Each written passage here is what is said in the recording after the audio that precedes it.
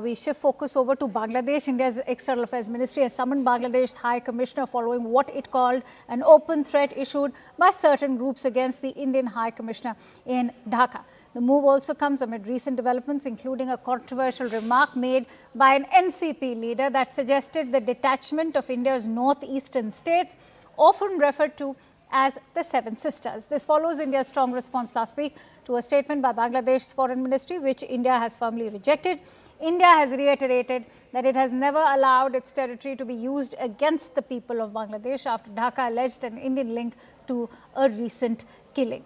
Let's quickly bring in our guest also on that note. I am joined in by Ambassador Veena Sikri, who is a former Indian High Commissioner to Bangladesh. Thank you so much, Ambassador Sikri, for joining in. If I could quickly bring you in on this repeated remark on Seven Sisters. Say, we've time and again seen how Bangladesh continues to rile up India when it comes to, say, the issue of the Seven Sisters. There is perhaps no issue which is currently being made, whether it is by Mohammed Yunus himself and now in this case an NCP leader as well.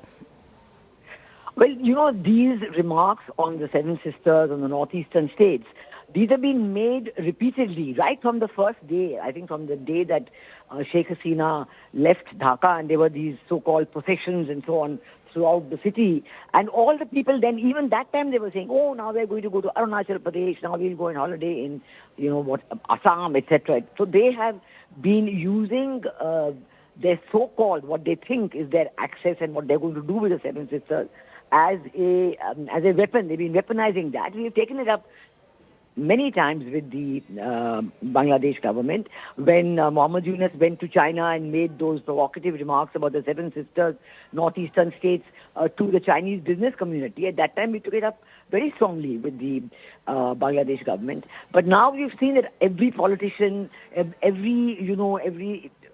now they're going to, in the run-up to the elections, all the political meetings. I was about to come to that, the timing of this, because remember, many liberals in Bangladesh believe that the elections are only going to be a facade because on that very day when the elections take place, there will be a referendum which, as we all know, is going to ensure that the extremists prevail in Bangladesh. Do you see that all of this is part of that larger strategy which many in Bangladesh believe is to turn Bangladesh into a caliphate? Well, that is the objective of the Jamaat-e-Islami. It is the Jamaat-e-Islami that is behind Mohammed Yunus. Jamaat-e-Islami is the force behind Mohammed Yunus, taking all the decisions, and they are doing their best to come into power. And yes, you're right, their objective as declared by many among themselves, publicly in meetings and on various social media sites, they want a caliphate, they want an Islamic state. Now, in the process of that, because the people of Bangladesh do not accept this at all, and it is very evident that a good proportion, 30% or more, do not at all subscribe to this kind of ideology. So they're trying to blame India for everything that's going wrong. They thought that they will have a very smooth sailing and that there will be complete acceptance of whatever ideology they want to impose.